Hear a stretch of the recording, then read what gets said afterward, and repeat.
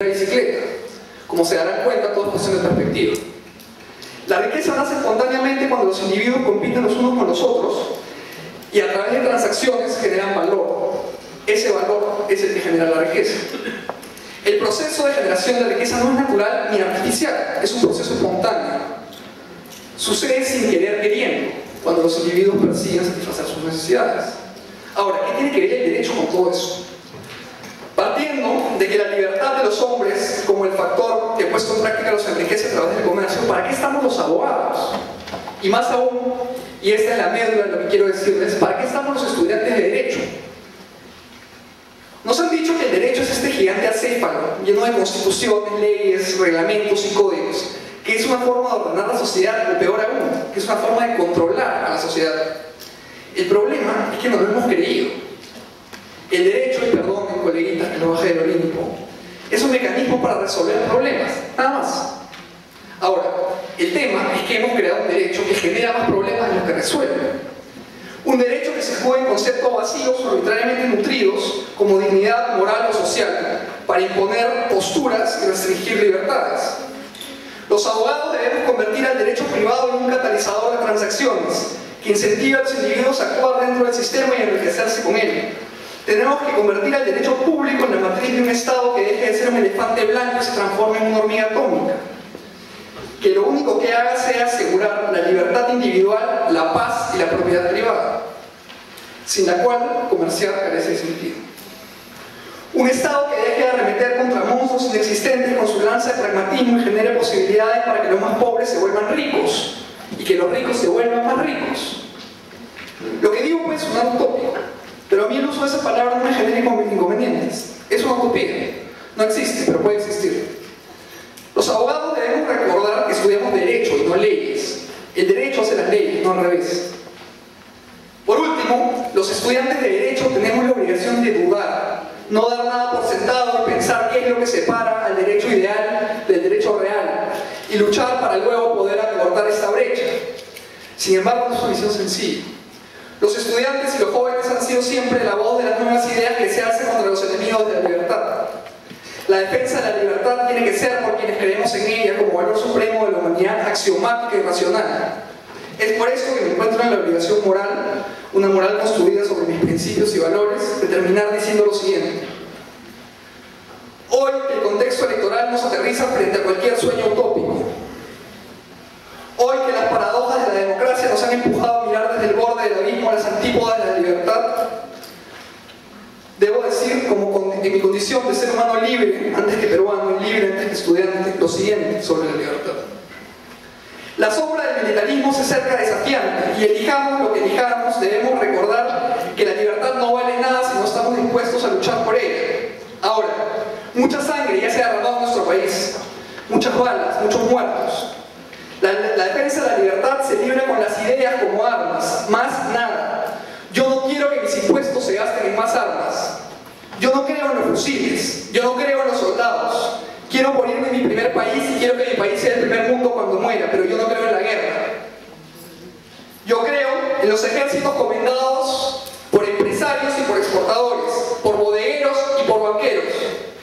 Yo creo en las infanterías compuestas únicamente por espárragos peruanos que vestidos de verde escarlata conquisten los mercados del mundo y en vez de dejarnos muertos nos dejen utilidades.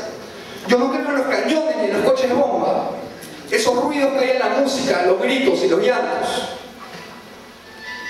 Yo no creo en un país que se construye sobre la negación de sus vecinos. Yo creo en un país que sepa ceviche, que huela a pisco sour y que suene como el Grupo 5 unas veces y como los Rolling Stones otras. Yo no creo en los ejércitos porque premian a sus hombres dándoles galones a cambio de victoria, en un juego donde la victoria de uno significa la muerte de otros. Yo creo solamente en los balones del esfuerzo. Yo creo solamente en los balones de la competencia libre, en nuestras ojeras. Nuestras ojeras son nuestros balones. No creo en el colectivismo, pero sí creo que cuando los individuos se reúnen libremente para luchar por lo que los hace humanos, la bandera de la libertad prevalecerá siempre contra cualquier intentona retrógrada de reducirnos. No creo en un puño en alto, pero sí creo en la mano invisible de la libertad de todos, derrocando cualquier tiranía con ideas. Creo en un país que se construye sobre nuevos valores y que se apoye en un nuevo derecho, uno que entienda que la riqueza se produce sin ciencias ocultas y facilite este proceso. Un derecho en donde nadie sea igual que nadie, salvo en la libertad de ser quien quiera ser. Un derecho que proteja nuestras diferencias. Este será el rol de los estudiantes. Defender lo que es nuestro, perder el miedo de decir yo. No importa que no tengamos canas, tenemos ideas. Ya dije que yo no creo en la guerra, pero nací en un país de héroes que murieron luchando mientras quemaban el último cartucho. Los tiempos han cambiado. Yo no creo en esos cartuchos, pero sí creo en los cartuchos de nuestras impresoras y en el valor de nuestras ideas. Yo creo en la paz, en la propiedad privada y en la libertad. Muchas gracias.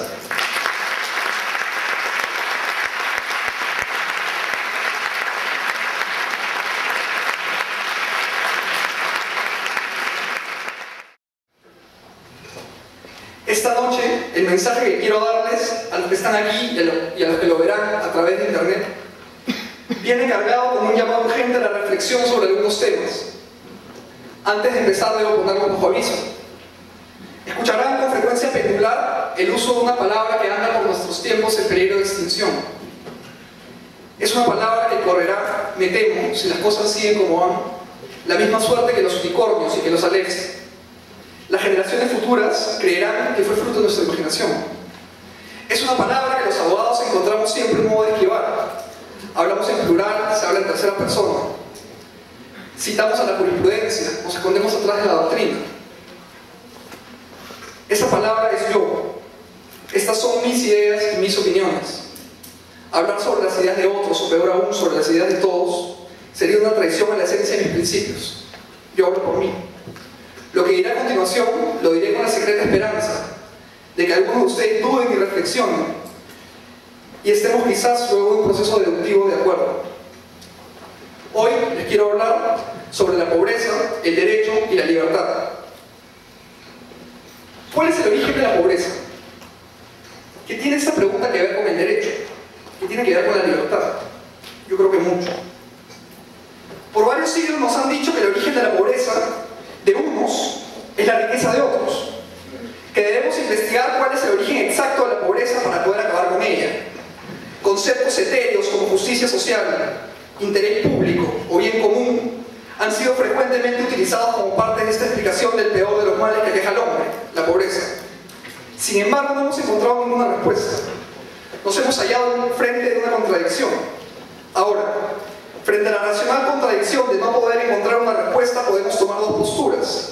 La primera, muy de moda en nuestros tiempos, estriba en dar una solución pragmática al asunto.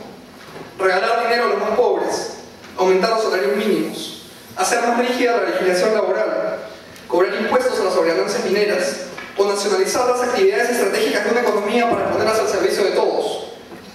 No dudo que ideas como las anteriores tienen siempre una motivación altruista y humana, una respuesta pragmática, práctica, a la contradicción de la pobreza. No obstante, el pragmatismo no es más que la renuncia a la esencia de la humanidad, la razón. La segunda postura frente al tema de la pobreza, una sin duda menos difundida, es la que a continuación voy a compartir con ustedes. Quizás las contradicciones no existen. Quizás cuando nos enfrentamos a una contradicción, antes de lanzarnos a actuar pragmáticamente, debemos revisar nuestras premisas. Veamos. ¿Qué pasaría si es que hemos estado buscando la respuesta a una pregunta que no tiene solución? ¿Qué pasaría si nuestra pregunta no es una pregunta? La pobreza, señores, no tiene origen. El flagelo de la pobreza es parte de la condición humana. Todos los hombres primeros nacieron pobres, sin educación, sin formas de cuidar su salud, sin seguridad y sin acceso a un sistema de justicia. Los hombres nacimos pobres e ignorantes. La cuestión está en que algunos hombres lograron escapar de la pobreza y otros no. ¿Alguna vez se han preguntado ustedes cuál es el origen de la ignorancia? Estoy seguro de que no. Y es que resulta bastante más claro comprender que la ignorancia no tiene origen. Lo que tiene origen es el conocimiento. Quizás hayamos estado buscando la respuesta a la pregunta equivocada. ¿Qué pasaría si nos empezamos a preguntar cuál es el origen de la riqueza? Claro, parece ser la misma pregunta. O parece ser un juego lingüístico, el vaso medio lleno o el vaso medio vacío. Pues no lo es. La relevancia superlativa de cuál de las dos preguntas elegimos plantearnos reside en que esto depende de la forma en cómo concebimos el rol del derecho y el rol del Estado. Escoger bien nuestras preguntas es el primer paso para encontrar buenas soluciones. Luchar contra la pobreza puede terminar siendo una carga quijotesca contra un monstruo que no es más que un molino. Hace miles de años, los hombres y mujeres que buscaban satisfacer sus necesidades y sus intereses empezaron a darle forma a la pregunta que hoy queremos abordar: ¿cuál es el origen de la riqueza? Los hombres, como hemos ido viendo, tenemos una picazón racional por encontrar orígenes. Queremos saber cuál es el origen de la pobreza, cuál es el de la riqueza, cuál es el origen de la vida y cuál es el origen del tiempo. Los griegos presocráticos ya buscaban el arqué, cuál es el origen de Dios, cuál es el origen del hombre, quién es John Galt. Ahora, frente a esta necesidad filosófica de conocer orígenes de las cosas, hemos creado estructuras que nos permiten encajar las cuestiones en dos grandes grupos: los orígenes de orden natural y los orígenes de orden artificial. En primer lugar, los orígenes de orden natural son los que nos rodean todo el tiempo. Por ejemplo, si en este preciso instante un temblor sacudiese este auditorio, básicamente nuestras explicaciones sobre qué es lo que pasó aquí girarían en torno a dos ideas. La primera sería pensar que fue fruto del azar, el hecho de que el temblor se haya dado aquí y ahora. La segunda sería echarle la culpa al designio de alguna divinidad. Sin embargo, sea cual sea las dos posturas que tomemos, nos quedaría claro que la voluntad de los individuos aquí presentes nada tuvo que ver con este temblor. Fue un accidente en todo caso. Por otro lado, si hablamos de los orígenes de orden artificial, es más sencillo encontrar la voluntad de los individuos detrás de cada acción. Ejemplo de esto es la construcción de este auditorio. A alguien se le ocurrió hacerlo y lo hizo. Estamos aquí. Otros ejemplos de esto son todos los inventos que han cambiado el curso de la historia de la humanidad. ¿Quién inventó el teléfono? ¿Quién inventó la radio? El foco, el automóvil. Artificialmente estos inventores cambiaron el curso natural de la historia de la humanidad. Ahora, ¿ustedes creen que son esos que acaban de nombrar los inventos más importantes de nuestra historia? No es cierto que los cánones occidentales nos han dicho que saber que los inventores son Graham Bell, Marconi, Edison y Ford es relevante. Es cierto, pero permítanme entonces replantear mi pregunta. Si es que un invento es una innovación racional que permite funciones prácticas, antes inexistentes, ¿quién inventó el lenguaje en el que estoy hablando? ¿Quién inventó la música? ¿Quién inventó el libre mercado? La moneda. ¿Quién inventó la agricultura? ¿Quién inventó el derecho? ¿Quién inventó el derecho? Piénsenos sin mayores abstracciones. Quizás buscar saber quién fue el hombre que inventó el lenguaje resulte lejano. De acuerdo, pensemos entonces en una escala menor. ¿Quién fue el primer hombre en decir la palabra bacán? ¿Quién fue el primero en decir manja? ¿Quién fue el primero en decir chévere? De alguna forma u otra, a alguien se le tuvo que ocurrir decir estos términos para expresar el concepto que gozaba en su cabeza antes que los demás. Y nos copiamos. ¿Quién fue el músico que tocó el blues demasiado rápido e inventó el rock and roll? A pesar de que no tenemos ninguna respuesta, lo esencial, como ya dije aquí, es cómo buscamos las respuestas. A veces la manera en cómo buscamos una respuesta resulta de suma relevancia si es que no tenemos la certeza de si es que vamos a hallar o no esta respuesta. El método es esencial. Sucede que los humanos vivimos bajo las estructuras artificiales como el teléfono y las naturales como el temblor. Sin embargo, hay un tercer tipo de estructuras que es muy relevante para lo que les voy a decir a continuación. Estas estructuras son fruto de la mera acción humana. Estas estructuras son las que se dan cuando un hombre, a través de su deseo de satisfacer un interés, toma una acción y genera una reacción que no ha calculado que va a generar. Estos son los órdenes que Mises llamó praxeológicos, los que Hayek llamó espontáneos.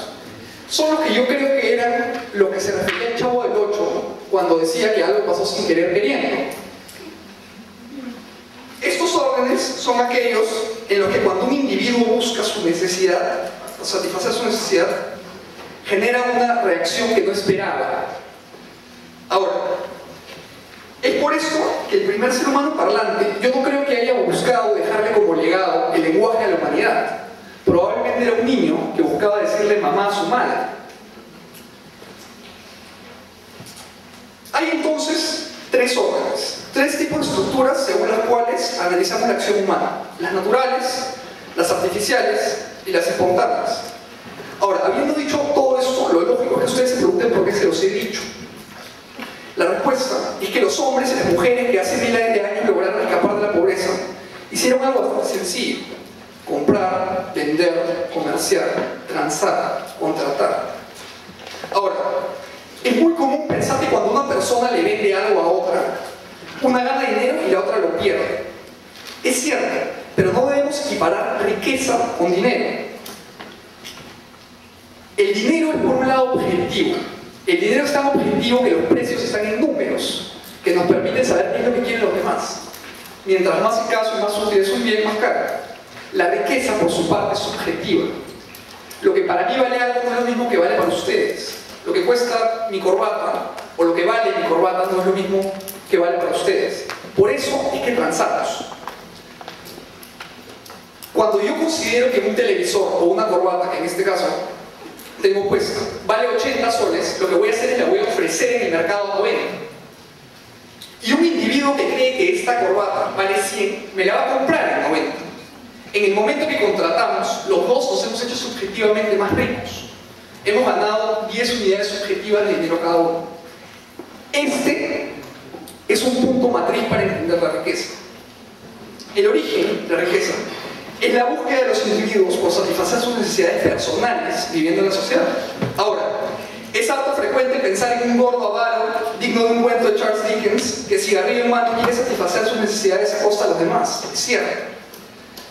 Sin embargo, es un ejemplo que a la vez es una licencia imaginativa algo hipócrita. Quizás resulte